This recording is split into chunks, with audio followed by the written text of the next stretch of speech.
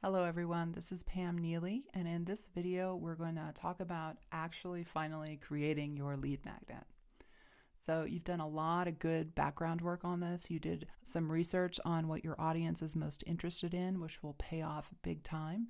You've also put some thought into the format, and that will also influence how fine the final result of this is. And now it's really time to just kind of lock your office door and put the blinkers on and create this. Your lead magnet should really not take you more than 2, at most 3 days.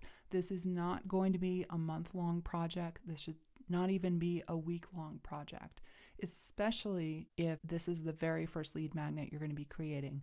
Because honestly, I don't want to freak you out, but this is not going to be the only lead magnet you're going to make. You're probably going to make a couple of them, 2, 3, and they're going to evolve over time. And so really we want to think of this as a placeholder in a sense. Definitely you can spend a lot of time with this, or you can spend as little as 90 minutes. Frankly, some of the highest performing lead magnets are created in less than 2 hours. The sample on the PowerPoint right now is the little checklist format, which they do fantastic. You definitely want to include little check boxes next to the list. That's very important.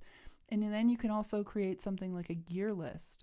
The classic example of the gear list is from Lead Pages. Their gear list for what gear we use to create our videos, that's their best performing opt-in ever. And they have gone the path of creating huge ebooks and reports and things that took a month to create. And those don't get as many opt-ins as their short little gear list.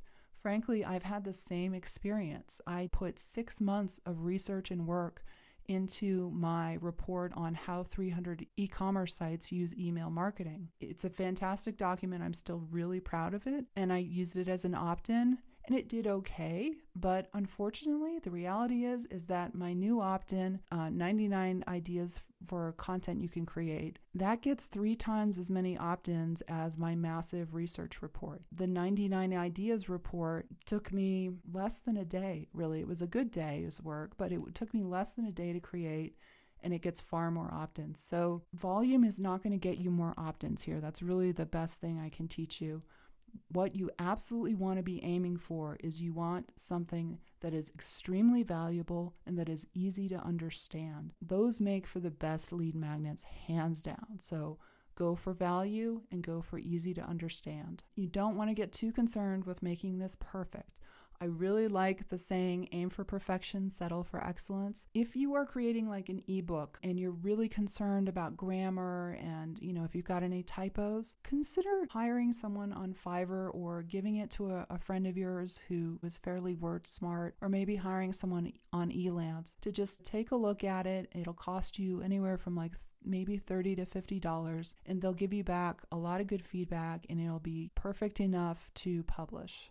The thing, too, as you get started with this is not to freak out too much about how perfect it is.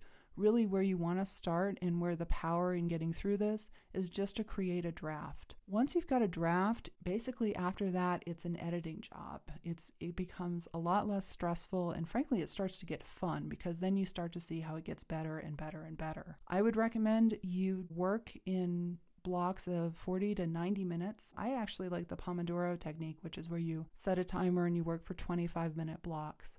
But basically, you work for your work session, you take a break, and you come back and you make what you've got better. And you work until you're a little bit, fritzing, and then you take a break, and then you come back and you make what you've got better, and you just make it better and better. Eventually, you're going to be finished, but even when we're finished, in all honesty, you're going to want to think of this kind of as a draft. Once you put up your lead magnet and you start getting subscribers from it, you're going to get feedback about this document or this video series that you've created. You're going to want to make changes to it and make it better after it's kind of been out in the world for a few weeks. So that's all well and good. Frankly, in my experience, almost as soon as I publish something, I have 1 to 3 ideas of like, God, I should have done that, or I should have done that.